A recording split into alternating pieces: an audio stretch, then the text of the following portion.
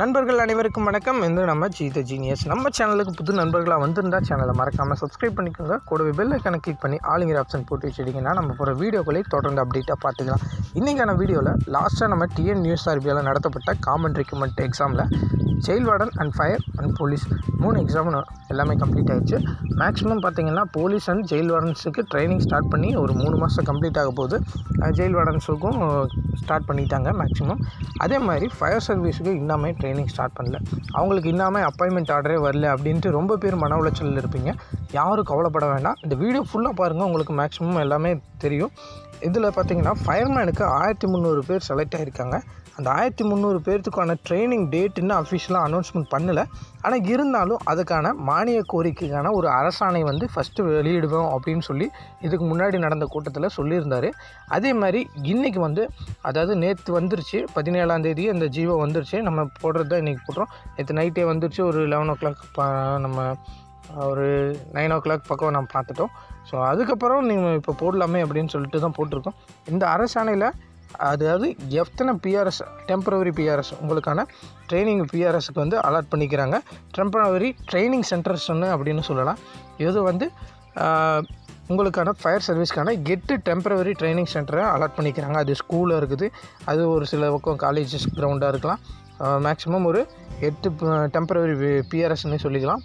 Training சென்டரில் உங்களுக்கு 150 பேருக்கு ட்ரைனிங் ஸ்டார்ட் பண்ணிடுவாங்க. அது மட்டும் இல்லாமல் நம்ம ஃபயர் சர்வீஸ்க்கு ட்ரைனிங் உங்களுக்கு ட்ரைனிங் போலீஸை விட கம்மி தான்.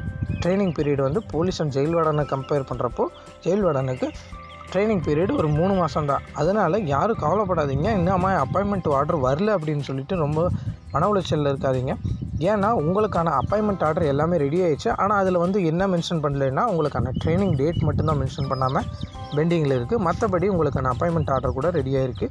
அதனால் புதுசாக செலக்ட் ஆகிருக்கிற ஃபயர் அண்ட் ரெஸ்க்யூ டீமுக்கு செலக்ட் ஆகிருக்கிற நண்பர்கள் அனைவருக்கும் என்னோடய வாழ்த்துக்களை சொல்ல விரும்புகிறேன். ஏன்னா கூடிய விரைவில் அதாவது இந்த அரசாணை வந்துருச்சு. இந்த அரசாணை வந்ததுக்கப்புறம் ஒரு 1 month ஜூன் எண்டுக்குள்ளே உங்களுக்கு ஜூன் எண்டு அல்லது ஜூலை மாதம் ஸ்டார்டிங்கில் உங்களுக்கு ஃபயர் சர்வீஸ்க்கு உண்டான ட்ரைனிங் ஸ்டார்ட் பண்ணிடுவாங்க. அதனால் யாருமே நீங்கள் நம்பிக்கை விட்டுறாதீங்க. நம்பிக்கையோடு இருங்க, பாதுகாப்பாகவும் இருங்க அதே சமயம். சரிங்களா?